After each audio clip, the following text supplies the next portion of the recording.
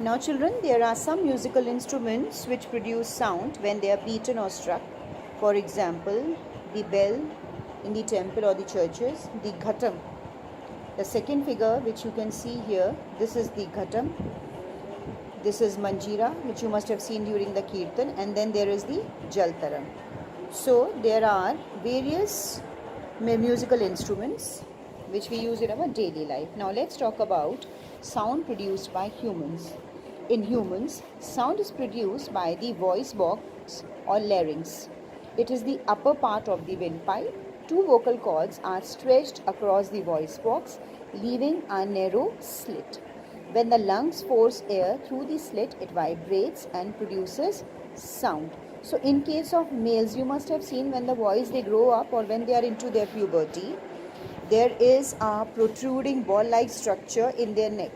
Basically, it is the Adam's apple or the voice box, which is enlarged in case of males, and because the cords are thicker in males, the males have more hoarse voice. Sound produced by animals. Animals like dogs, cats, horses, lions, cows also produce sound by their vocal cords like human beings. The birds produce sound with a ring of cartilage called syrinx in their windpipe. Insects like mosquitoes and bees, etc., produce sound by vibrating their wings rapidly. Frogs produce sound by puffing their vocal sacs up to their throat like balloon while croaking. So you must have heard the frogs croaking in the rainy season. Propagation of sound. Sound requires a medium to propagate. Sound travels through solids, liquids, and gases. Unlike light, sound requires a medium, but it cannot travel in vacuum. Sound travels through the solid thread of a telephone. A whale listens to the reflected sound in water to locate its prey. We are able to listen to sounds because sound travels in air. So here are the examples which show that the sound requires a medium to propagate, because the vibrations, they travel through a medium only.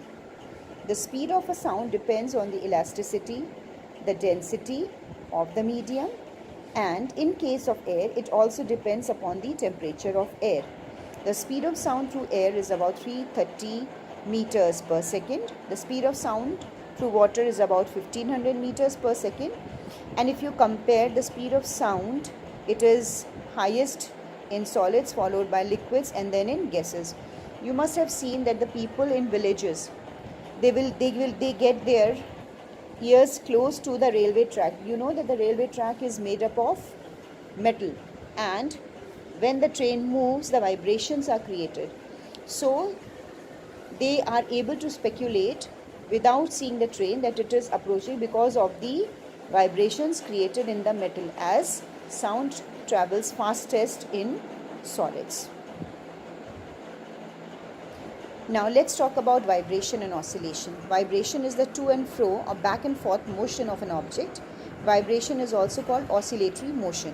So in this picture, you can see a pendulum which is freely suspended, and on giving a slight touch, it gets into motion and moves to the point A, comes to its mean position and moves to the other extreme position, that is B. So the motion of the pendulum from one extreme position to the other extreme position and back is called an oscillation, that is A to B and back to A. It is termed as an oscillation.